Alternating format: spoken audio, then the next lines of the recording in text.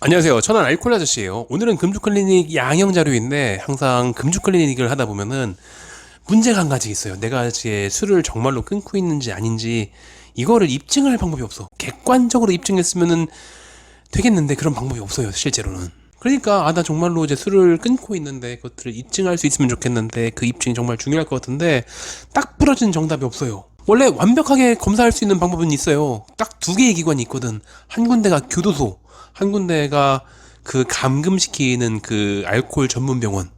그 두 군데는 전부 다 똑같이 인권이 그렇게 잘 지켜지지가 않아요. 그러다 보니까 술을 갖고 들어갈 수도 없을 뿐더러 술을 먹는지 안 먹는지 감시도 하고 있고, 소지품 검사도 하고 있고, 약을 준 다음에 약을 먹고 있는지 그 앞에서 쳐다보고 있고. 근데 지금 교도소를 안 가기 위해서, 실형 살지 않기 위해서 하는 금주클리닉 양형자로 준비를 하는 건데, 자기가 알아서 교도소에 가거나 교도소나 마찬가지인 병원을 들어가거나 그럴 순 없잖아요. 그러다 보니까 제가 이걸 시작한 15년 전부터도 이게 항상 문제였어요.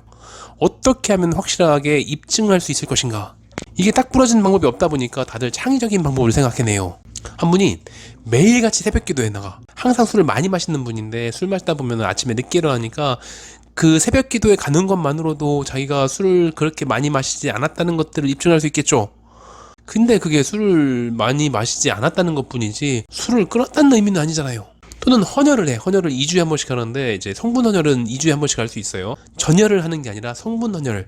그거는 2주에 한 번씩 할 수 있고 1년에 24번을 할 수 있어요. 그러니까 2주에 한 번씩 하는 거지. 아니 내가 피 검사를 했는데 거기서 만약에 술 마셨으면은 그걸 어떻게 해?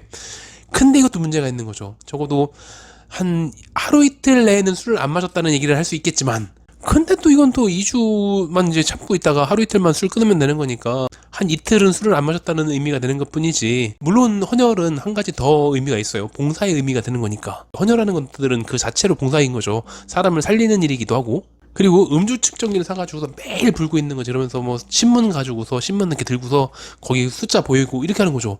그렇게 하는 분도 봤어요. 그걸 변호사님이 시키는 경우도 봤어. 근데 그게 옛날에 지금 같은 경우는 쿠팡도 있고 하지만 옛날에 해외 직구로 힘들게 샀는데 삐자를 사가지고서 정말로 술을 안 마시고 불었는데 수치가 나와. 또는 술을 퍼마신 다음에 불었는데 수치가 0으로 나와.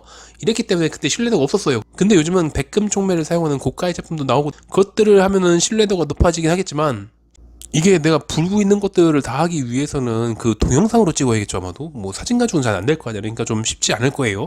근데 그것들을 시키는 변호사님도 봤고 안 시키는 변호사님들도 있으니까, 이건 제가 뭐 법조인이 아니기 때문에 이게 어떤 의미가 있는지 정확히 얘기할 수는 없죠. 가능해 보이긴 하는데 변호사님들마다 좀 의견이 갈리고 있는 거죠.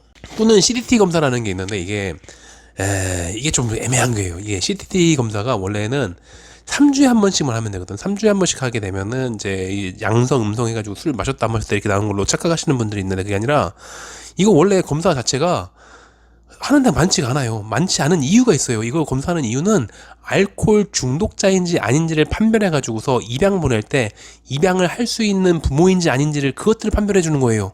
나는 지금 아이가 너무 좋아가지고서 내가 애를 낳을 수 없기 때문에 입양을 하고 싶은데 그 입양을 하는 사람이 알코올 중독자면 안 되잖아요. 그래서 이거는 알코올 중독인지 아닌지를 검사하는 거예요. 이게 정말로 효과적이라면 변호사님들이 전부 다 하라고 할 텐데 안 하잖아요. 이게 이런 딜레마가 있어서 그래요. 이거는 알코올 중독자를 잡아내는 거지 술을 안 마셨다는 의미가 아니거든. 그래서 술을 마셔도 돼요. 그래도 음성 나올 수 있어. 술을 막 일주일에 한 2번 정도씩 회식 나가가지고서 부어라 마셔라 한 다음에 한 일주일만 참아주면은 그럼 괜찮아요. 그럼 음성이 나올 수도 있어요. 물론 그냥 계속 매일매일 술을 퍼마시고 있으면은 일주일 쉬었다고 하더라도 수치가 나와요. 그래서 그때는 걸릴 텐데, 그러니까 알코올 중독자는 피해갈 수 없어요. 일주일 정도 쉰다고 해서 되는 게 아니야. 근데 매일매일 술 마시지 않았던 사람이라고 한다면은 그냥 회식 나가가지고서 술 마셔도 돼요. 그러니까 변호사님들이 그걸 안 시키는 거야. 그러니까 뭐 하나 딱 부러지게 내가 술을 안 마시고 있다라는 것들을 확실하게 증명할 수 있는 방법이 존재하지 않다 보니까 각 변호사님들마다 자기가 그동안 해왔던 것들 중에서 좀 효과가 좋았다라고 하는 것들을 그렇게 시키는 거예요. 하라고.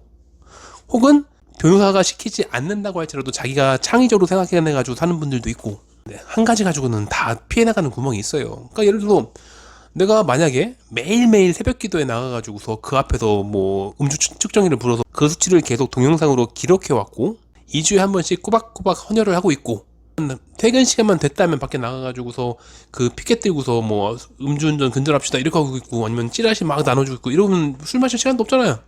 또 3주에 한 번씩 CDT 검사.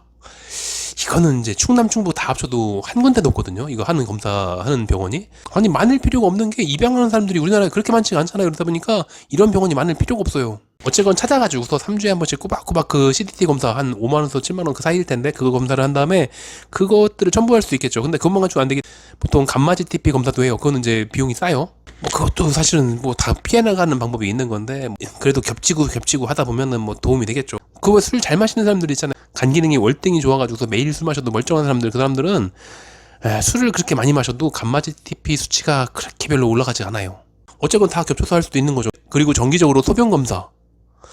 이렇게 이런 것들을 그냥 전부 다 하면 되겠네. 다 하면은 그러면은 다 보면은 뭐 대충 어떻게 잘 해가지고 피해가는 방법이 있을지는 모르겠지만 이런 것들을 다 하면서 시간차를 두고서 하고 있으면은 술을 계속 마시고 있지 않다라는 입증을 할 수 있을 거 아니에요. 그런데 보통은 그렇게 안 시켜요. 변호사님들은 그냥 변호사님들이 생각하는 재판에 쓰일 수 있을 정도의 딱 그런 것만 딱 시키는 거지 그렇게 막 이것도 하고 저것도 하고 이렇게 다 시키는 경우는 별로 없으니까 변호사님이 시키는 대로 하시면 돼요. 변호사님들마다 그런 노하우가 있을 거라고. 내가 이렇게 이런 것들을 시켜가지고서 재판을 했더니 훨씬 더 유리하더라 이런 게 있을 테니까. 그러니까 그게 되거나 말거나 창의적인 것들도 한번 생각해 보세요. 해가지고 나쁠 건 없잖아. 그러니까 이것저것 해가지고서 양으로 때려 부을 수도 있는 거니까 그 변호사님이 시킨 건 일단 다 하고 그 다음에 여유가 있으면은 그때 다른 것들도 한번 알아보세요. 위험하면 위험할수록 준비는 많이 하셔야죠.